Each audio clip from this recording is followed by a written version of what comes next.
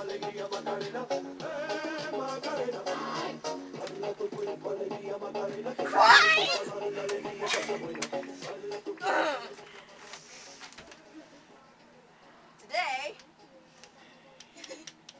Today, students, we'll be learning about linear programming. Get your textbook and turn page 163. 163. Lots of real-life problems involve a process called optimization. 163.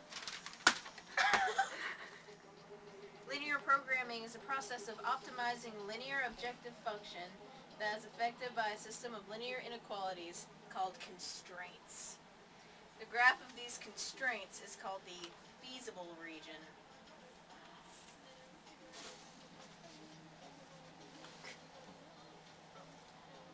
Thank you, Mr. Bojangles. No problem. For instance, look at example 1 on page 164. We start by finding our minimum and maximum values of our objective function. Our objective function is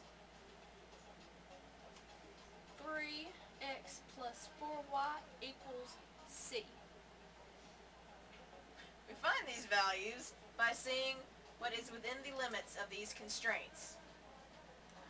The constraints include x is greater than or equal to 0, y is greater than or equal to 0, x plus y is less than or equal to 8. What are we talking about?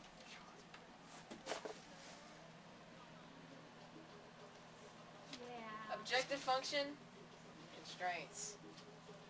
Objective function, constraints. I get it. Maybe. Now, we put x plus y is less than 8 into y-intercept form and graph it. X is greater than 0 and y is greater than 0 just means that the values will be positive in the first quadrant.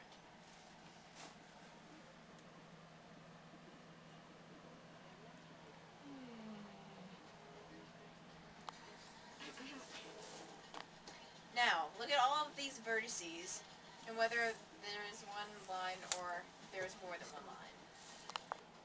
Now, look at all the vertices and tell whether there's one line or not.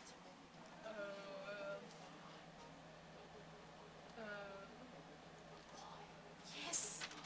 Here there is only one line, and the vertices are the x and y values of the points into the objective function.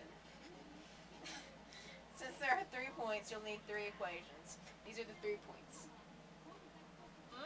Vertices Alright. makes sense. Yeah. Yeah. And the minimum value is the answer when C is the lowest, and the maximum value is when C is the highest.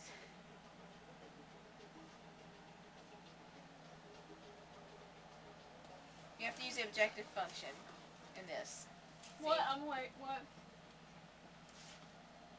Whoa. So when you plug it in with each point, What do you... look, What? yep. You have to use the x and y values of each vertex, and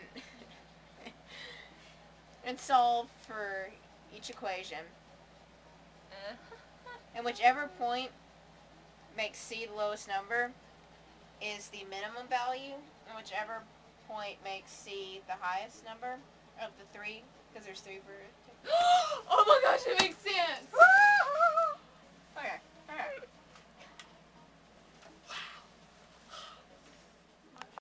So, as I said, when you put the points into the function, you get your maximum value, which is when C equals the biggest number of the 3 equations.